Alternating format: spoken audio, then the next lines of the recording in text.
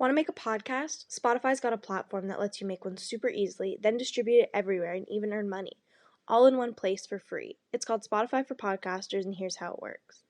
Spotify for Podcasters lets you record and edit podcasts right from your phone or computer, so no matter what your setup is like, you can start creating today. Then you can distribute your podcast to Spotify and everywhere else podcasts are heard. Video podcasts are also available on Spotify. With Spotify for Podcasters, you can even earn money in a variety of ways, including ads and podcast subscriptions. And best of all, it's totally free with no catch. Spotify for Podcasters has made our podcasting process so much easier and even has options like Q&As and polls so we can engage with listeners.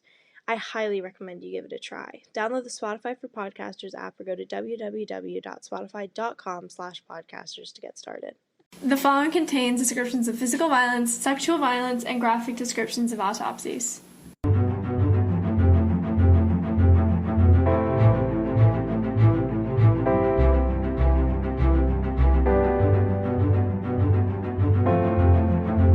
Hey listeners, welcome to episode 57 of TGIC Podcast. I'm Jillian. And I'm Izzy. So for today's episode, we'll pretty much just be continuing right where we left off at the end of the first part of the Zodiac Killer case. Because we left you guys on a bit of a cliffhanger. Yeah, like that was totally intentional. Yeah. I don't know why I said that like sarcastically. It was definitely intentional. Yeah. Anyway, if you haven't listened to episode 56, go listen now. Or you're gonna be really fucking confused, and that's fine if you want to be confused, but I don't know why you want to do that. Why would you want to be confused? Anyway, let's continue. So we're gonna start off where we left off with the final Zodiac letter. So after the Lake Tahoe card in March of 71, the Zodiac was quiet for almost 3 years. Then the Chronicle received a letter on January 29th of 1974, which is it's been a good chunk of time. Yeah. The whole letter was pretty brief, but it did include the Zodiac symbol to sign off. In the letter, he actually raved about the Exorcist movie. That's just that seems terrifying. Like the primary point of the whole thing. Ted Bundy did the whole same thing. Oh, really? I did not know that. I don't know a lot about Ted Bundy, actually. Yeah. He described it as the best satirical... Or not Ted Bundy. Who was the guy that Ross Lynch played? Ross Lynch played a serial killer? Yeah. What? Hold on, I'm going to Google. It wasn't Ted Bundy. Ross Lynch. Jeffrey Dahmer. It was Jeffrey Dahmer. He played Jeffrey Dahmer? He did play Jeffrey Dahmer. In what? It was Jeffrey Dahmer and Dahmer. He played Jeffrey Dahmer and Dahmer. Oh, I've never heard of this. Yeah, and he was obsessed with The Exorcist. Jeffrey Dahmer ate people. Yeah, he would play The Exorcist. Oh. In his apartment on loop. Huh. Cool. Yeah. Anyway, he described it as the best satirical comedy that he's ever seen. Turns out the Zodiac Killer is Jeffrey Dahmer. He actually spelled some things wrong. He spelled comedy with an I instead of an E. Oh. And he also spelled satirical wrong, but honestly, that's kind of a hard word to spell. I don't know if I can spell satirical. Anyway, he also included a snippet of verse from The Mikado, which is a comic opera from the 14th century or some shit. Okay. And he left a final score, which said, me, 37, San Francisco PD, 0. Which is where they figured out, or they... 37. Yeah, they got the 37 number from. So whether or not he was just being, jokey, facetious, or, if he actually did kill 37 people, I don't know. But I feel 37, that's pretty specific. That is really specific. It's not like he said, 30. If he'd said 30, I don't know if I'd believe him. Yeah.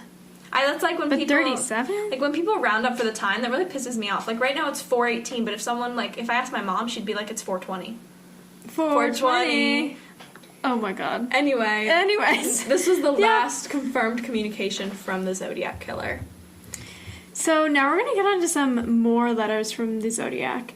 So the letter sent on October 30th of 1969 to the San Francisco Chronicle. Where the fuck are you reading from? I'm reading the wrong page. Girl, what? I am so sorry. I was like, this makes no sense. Why am I reading back in time? Sorry, I literally just got logged out of my Google account. And it really messed me up. I was on the wrong page. That was for last week. We're so unprofessional. I'm really sorry. We're going to leave this in just because we don't care to cut it out. Yeah, no. Okay. So now we're going to get into some suspects. So the first guy is Arthur Lee Allen. Which is the biggest suspect. He's the biggest dude. I honestly wish I kind of put him at the end, but we'll get him over with. So before we even get started with this guy, let's just put out there that he's incredibly suspicious. I think we could do an entire episode on him alone and all of the reasons that he could be the Zodiac Killer. But for the sake of time and our mental health, we're going to have to do a condensed list of why this guy is very suspicious. So a lot of his ties to the murders are extremely circumstantial, but when a lot of circumstantial evidence piles up, in my opinion, it's a pretty solid case. Wow, you are just not a lawyer. I'm not a lawyer, but, I'm a true crime podcast. But, there's so much stuff that at this point it's more than a pattern. Mm. That's what I'll say. And a lot of the stuff I didn't even list. So Arthur Lee Allen was first connected to the Zodiac case due to the murder of Sherry Jo Bates on October 30th of 1966. So that weekend he was in Riverside, California, which was the town in which Sherry went to school and was murdered in. By 1971, the police had begun to see him as a suspect, and that is when they connected him to the case. It's evident that Allen hinted that it was true that he was, quote, in the area at the time. But he later then clarified, he was like, no, I was actually in Pomona when I heard about the murder. Huh. So what makes this guy really creepy is that he was actually employed in the elementary school system as a teacher. What? In Calaveras County. Are you serious? Yeah. So he was employed there until March of 1968. Even more weird is that by the time his employment ended as a teacher, he'd only utilized one of his 19 available sick days. And guess what day that one sick day was? What? November 1st, 1966. 2 days after Sherry Jo Bates was murdered, and when he was in Riverside County. Isn't it weird that it's 2 days after? Because I feel like for more accuracy, it would be the day after. Well, the day after was Sunday. Oh, well, you didn't say that. I didn't know it was Sunday. But yeah. Sunday, Halloween on a Sunday, that sucks. That's a weird suck. day for Halloween. Sorry, that was not a necessary comment. Yeah. Interesting. Yeah, so, which leads you to wonder, what was he doing in Riverside on that extra day? Was he in Pomona fleeing, and that is why he heard of the crime the next day? Or heard of crime, quote unquote. So yeah. So by late November of the same year, there had been 2 letters sent to the police and a local newspaper outlet. They were both confession letters, and they were written on a typewriter, which was later determined to have been written on a Royal Model typewriter with Elite or Pica type style. A Royal Model typewriter with an Elite typing style was later found and seized by police in Allen's home in 1991. Is it weird? I feel like a lot of people could have had that typewriter. It is, yeah. But they never bothered to test it to see if it was the same one. That's stupid. So that's just, yeah, but it's just a weird coincidence. So, further to prove that this guy was even more suspicious, in my opinion, and this is even weirder than circumstantial stuff. Not circumcision. Anyways, Allen's brother Ron said that in 1967, Allen was given a watch as a Christmas gift by their mother. The significance of this, you may ask? Well, the watch was a Zodiac watch. Oh. Not only that, but the design on the watch was a symbol of a circle with a cross through it. Wait, nobody connected the dots to the fact that the watch, there's the Zodiac watch brand, and it looked like the Zodiac Killer thing? Yeah. No one said anything about this sooner? And this was the symbol that would soon become the infamous trademark of the Zodiac Killer. Well, I'm sorry, if it is this guy, he's just not that clever or creative. Just wait. This guy is so unoriginal. So a friend of Allen's named Don Chaney actually claimed to have had a conversation with Allen. Is that a common name? I swear to God I've heard that name I've heard that name too. I don't know. Oh, wait. Dick Cheney? Dick Cheney. That's a politician guy, right? Okay, never mind. But Don Chaney. Carry on. So he said that this was around January 1st of 1969. In this conversation, Chaney claims that that Allen was discussing a premise of a novel that he wished to write about at some point. Oh, he was an author. He was an author. And Allen said that he wanted to write about a serial killer who killed couples at random. He would taunt the police and send them letters and ciphers which detailed the crimes. Huh. These letters would be signed with the symbol on his watch. The killer would go by the name of Zodiac. Are you serious? Are you serious? Wait, was this before or after, the first Zodiac letter? I don't know. Wait, why am we... Okay, this was January 1st of 1969. Okay, and the first confirmed one was on... He said this was around January 1st of 1960. Sorry, we have 20 pages of research for this. August 4th was when the first letter was received. Oh, so he could have... No, so instead of like writing a wait, novel. no, this is the right Yeah. January 1st. It would have been before that. Yeah, exactly. So instead of planning a novel, he just carried it out. Carried it out. He was like, let's make this nonfiction. That was good. That's so bad. You're That way was more really clever good. than Alan. Yeah. Ha! Did you hear the knee slap? Did you hear the knee slap? Did you hear it? Anyways, so because of this really odd conversation that was so specific to the crimes that were taking place all around California, Cheney made the conscious decision to tell the police. Oh, that was nice. So yeah, this information was enough for the police to file a search warrant against Allen with the predetermination that he was a Zodiac Killer. But due to the fact that they searched like an address that he didn't currently use, like it was like he was living in 2 different places at the time, whatever, is complicated. Nothing was really found of significance. And another weird thing is that another one of Allen's friends, Philip, came forward and said that he had shared a conversation with Allen in 1968, a year before the first confirmed Zodiac killing. In this conversation, Philip claims that Allen was, quote, fascinated by the idea of hunting humans due to the fact that they, quote, have intelligence. What the fuck? What kind of conversation topic is that? I think Allen just kept bringing up weird stuff. He was like, I have a book idea for you. I would not be friends with this man. I wouldn't either. I would ditch. I'd be so scared. Like imagine playing Truth or Dare with this motherfucker. Just like, truth or dare.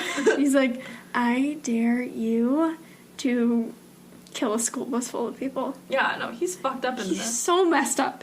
And very similar phrasing to this was actually utilized in a Zodiac letter, which was sent to the media on July 31st of 1969.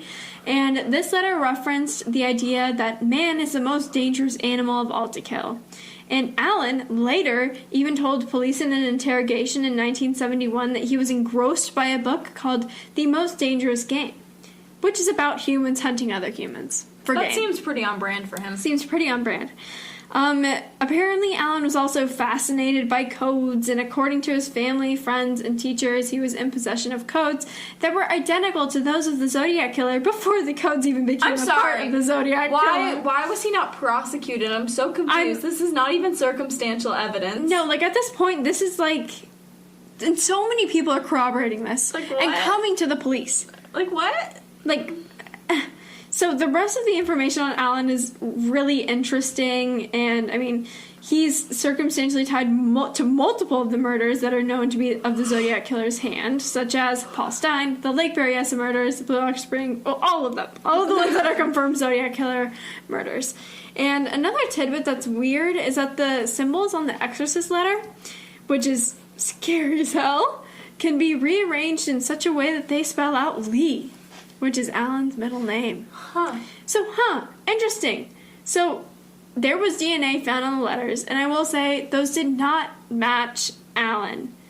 But another thing that Jillian and I talked about earlier, what if there were multiple people? Yeah, this is like something I'm actually so stuck on because I feel like they're so inconsistent that this could have been like a Zodiac group. A Zodiac group. Or like one person started and then like people just kind of kept doing it. Like, it wasn't even like a copycat. It was just...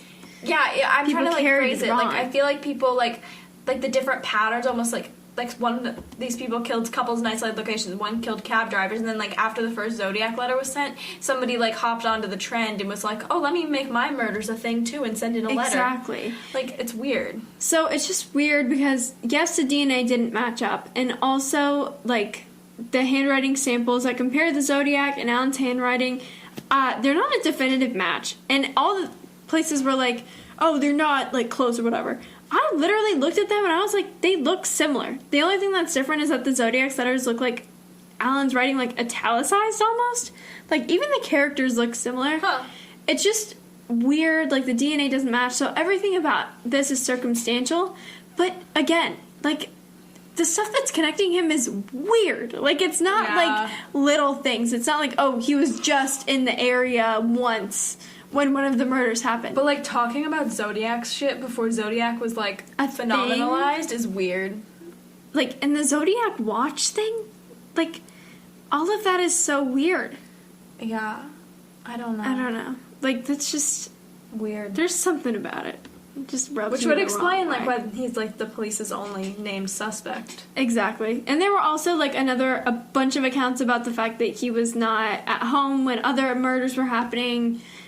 it's a whole rabbit hole you gotta go down, and I didn't get to go down at this as far as I wanted. That whole thing was just so incredibly, like, that's what she said joke, but I'm not even gonna worry about that. Anyways, there's a lot of information on him connecting him to the case, and I think if you're interested, you should definitely look more into it. Yeah. So now, Lawrence Kane / Klein. I'm so confused by this whole name thing. I'll explain it. So Lawrence Klein was born on April 29th in 1924 in Brooklyn, New York. New York. Why are you saying it like that? I don't know. I have, like, relatives from Brooklyn. Like, that's offensive. I'm just kidding. I don't really care. Sorry. I don't really care. So although Lawrence Klein was his given and legal name, throughout his life he utilized many known aliases, the most prominent one being Larry Kane. That's not an alias. That's not an alias. It's literally his name. Like, it's his name pronounced differently. That's just being stupid. Like, I don't even understand that. So, like, in all the sources, it's either Kane or Klein, and it's the same guy. So, this twat has, like, a super lengthy... Can you say twat? Isn't that, like, bad? What does twat mean? I don't. I think it's like saying cunt. Like, we're not supposed to say. It's like British slang Americans aren't supposed to use. Oh my god, no, I need to look this up. Twat. Because remember in Easy Twat A? Waffle? She got sent to the principal's office, right? Yeah, she got sent to the principal's office for calling that bitchy girl a twat. A stupid or obnoxious person or a woman's genitals. Yeah, I told you. Yeah, it's cunt in England. But I think you're not supposed to say it, like, here. But, I mean, I like the phrase twat. I think it's nice. Rolls off the tongue nicely. Yeah. Okay, I'm so sorry to our British listeners. No, I think it's actually... British people use it conversationally. It's like, American people that find it offensive. Oh, so sorry for our American people. If you find it offensive, like, I'm sorry. Grow up, it's not the 40s. Like... Anyways. This guy was a POS. And he had a super lengthy criminal history which dated back into the 1940s, already making him on the police's radar for further investigations. But most notable due to Pam Huckabee, who was a sister of one of the Zodiac's confirmed murders, named Darlene Ferrin. Or, not confirmed. Connected. That's a confirmed one. It is confirmed? Oh, Darlene confirmed Ferrin. one, yeah. Claims that Kane had been following Darlene in the months leading up to her murder. Oh? Further, the possible Zodiac victim named Kathleen Johns actually identified Klein as her abductor in a lineup. But she also said that... She also said that the sketch looked like her abductor, and the sketch doesn't look like Kane Klein, in my opinion. Yeah, not in my opinion either. So weird. Just a lot of kind of weird, inconsistent things. So Klein himself was 45 in 1969, which was the peak operating year for the Zodiac, and he was 5'9" and 160 pounds. That puts him at too old. Yeah. Because they said late 20s, early 30s. No, they said late teens, No. They said late 20s. They said late 30s. I mean, late 20s to like 30, 35. Yeah. So he was too old. Too old. But also, like, maybe he didn't look his age. There are people like that. I don't know. Okay. Anyways, in 1962, Klein was in a car accident which actually resulted in severe brain damage, which led to what a psychologist determined and diagnosed as the loss of ability to control self-gratification. So this term insinuates that he was not able to stop himself when there was an opportunity to indulge in one of his own desires. And he also never really felt satisfaction once he acted upon these urges. Which makes sense for a serial killer, but also, like... Yeah. I don't know. I think it's possible. I mean, he has the profile as well as the fact that he could visually uphold the characteristics of a Zodiac killer. I don't think it's him. I think he's too old. Yeah, but is this man truly a serial killer? We won't know. The age is the one thing that actually stayed, like, very consistent amongst all the descriptions, so it just seems weird that he would have been 45. And also the fact that it's just, like, there was not really further connections. Yeah. I don't know. But we won't really know because he passed away in Nevada in 2010. Okay. So now I'm going to talk about some other suspects. Yeah. So the first one I'm going to talk about is George Hodel. And you actually might remember this guy. Yeah. From the Black Dahlia episode, if you listened. But, like, don't go listen now if you haven't already listened. Please don't. But, like, if you have listened, you know what I'm talking about. Anyway, he is the biggest suspect in the Black Dahlia case. His son, who was a former LAPD detective, actually accused his father of being the Zodiac Killer. So this dude wrote 2 books about his dad. One, he said he was the Black Dahlia murder, which is pretty solid. Yeah. Makes a lot of sense. Then he released a second book where he accused his dad of also being the Zodiac Killer. So, interesting. Here are the reasons why I think he could be the Zodiac Killer. At the time, he was a columnist at the San Francisco Chronicle, which is actually one of the papers that received Zodiac letters. He had the same shoe size, men 10s, and that was found at multiple crime scenes. Yeah, a couple crime scenes. Hodel also arguably looked like the police sketch of the Zodiac Killer, but, like, so do a lot of people. I mean, I saw this whole thing, like, people said that Ted Cruz looked like the Zodiac Killer. And, like, you know, Ted Cruz... Ted Cruz. Ted Cruz sucks, but, like, he's not the Zodiac Killer. He's not smart enough to be the Zodiac Killer. And the Zodiac Killer is arguably not very smart. Yeah, also, like, significantly older. Yeah. Anyway. Yeah, he would be, like, an infant. Yeah. I just think that George Hodel being the Zodiac Killer is pretty unlikely, because he was actually out of the country at the time of some of the murders. Oh. Yeah. He is also a good bit older than the projected age demographic of the Zodiac Killer. Yeah, I was about to say, wasn't this guy, like, operating way before? Yeah, because he would have been, like, I think he was in his 30s or 40s already in, like, the 1940s when this Black Dahlia case happened. So he would have been a good bit older. His son probably just, like, accused him to sell more copies of a second book. Sorry to burst your bubble, friend, but the Black Dahlia case and the Zodiac Killer cases are just, like, very different in execution. They're so different. Like, there's so many different The Black Dahlia case, she was literally, like, cut up. She was cut and, like, filled with sand. Filled with sand. But both cases did have the strange, like, follow-up thing. The Zodiac Killer sent letters, and in the Black Dahlia case, an LA newspaper actually received an envelope containing the victim's belongings, like birth certificate, business cards, and the killer also sent letters. So, like, that part is weirdly similar. Yeah. Because not a lot of killers send letters, I think. I think that's pretty distinctive. No, it's a very specific thing. Anyway, so that's, like, the only thing that makes me think it was George Hodel, but honestly, it was probably just this guy trying to sell more copies of his book. Yeah. Like, I think he's a little bitter about his childhood because he was, you know, raised by a murderer, and so he was, like, trying to, like, accuse him of doing more shit. A murderer? And even someone who was just bad in general. Yeah, like, just a bad dude. Just a bad dude. Anyway, okay, now I'm going to talk about Gary Francis Post. So, in October of 2021, which is, you know, very recent, a group of over 40 cold case investigators insisted that they had solved the Zodiac Killer case. They insisted. This group was from Case Breakers, which is an organization made up of former law enforcement, military officials, and journalists. So after some investigation, they accused Gary Francis Post, a man who had died at the age of 80 in 2018, of being the Zodiac Killer. This man had actually never been on police's radar, or at least police never shared it officially. But they found a good bit of circumstantial evidence that implicated Gary as the Zodiac Killer. So there was these unspecified suspicious photos found in his darkroom. Like, they never clarified what those were, but they said they were suspicious and connected him to the crime. There were these scars on Post's forehead that apparently matched the ones on the 1969 sketch. However, this is completely denied by investigators that insist, like, no witnesses even reported seeing scars on the Zodiac's forehead. Yeah. Like, I feel like you would have heard about that. So that's just kind of weird. Then they also insisted that if letters of Gary's name were, like, removed from one of the cryptograms, it would reveal a different message. But I feel like if you remove anyone's letters, it would reveal a different message, right? That's just how it works. You remove letters, it changes what it says. Anyway, this theory has essentially been called BS by police and the FBI because it is primarily focused on circumstantial evidence. But is it bullshit?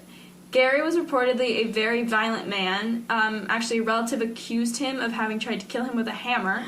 Oh. In 2016, when he was, like, 78, he pushed his wife, who was 74, into a wall, and it actually broke her pelvis in several places.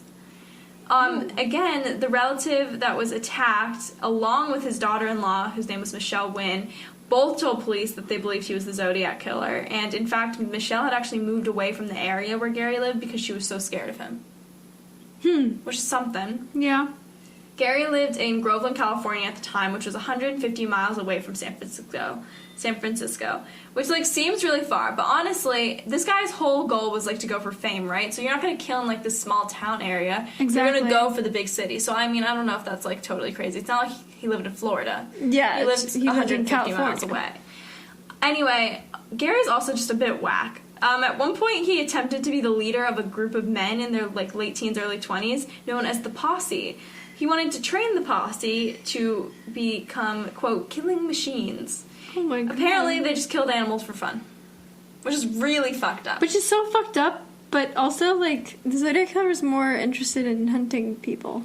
Yeah, but I don't know. This is real fucked up. It's just so messed up, yeah. Anyway, supposedly he was also, like, very connected to Cherry Joe Bates' case, even though apparently it was through forensic evidence, but police and FBI also dismissed this. I'm, like, very confused by this whole thing. Yeah. It sounds like cold case people, like, found something, and either there's some sort of big police cover-up, yeah, or the cold case people are fucking crazy. I don't know which one it is. Because, like, I feel like sometimes you try and convince yourself of stuff like this, and after a while it starts to make sense when it really doesn't. Yeah, that's possible. Or there's a police conspiracy, but why would they not want to, like, solve this? I feel like it would be such a big deal if they solved this. No, literally, like, they would get so much recognition. So, who do you think the Zodiac Killer is? I think it was the Allen guy. Okay, I think it was, but I don't think he did all of it. No, I think there was multiple I just people. don't think it's actually possible for one person to have committed all of those crimes. I really don't. And they're also different, but they're all connected. I feel like he would have been caught. Like, you know what I mean? I feel like it has to be multiple different people, and that's what's throwing the police off the guy's tracks. Yeah. I don't know. Who do you guys think the Zodiac Killer is? We should do one of those poll thingies. We should on Spotify. Ooh, if you listen on Spotify, you know, go tap the poll thing so we know what you think. Yeah. So this is going to be the end of our Zodiac Killer series. If you want more episodes like this, let us know on Instagram at tgic.podcast or by sending us an email at teengirlsinvestigatecrime@gmail.com. Make sure to leave a rating or review wherever you listen and tune in again in 2 weeks for a new episode. Bye!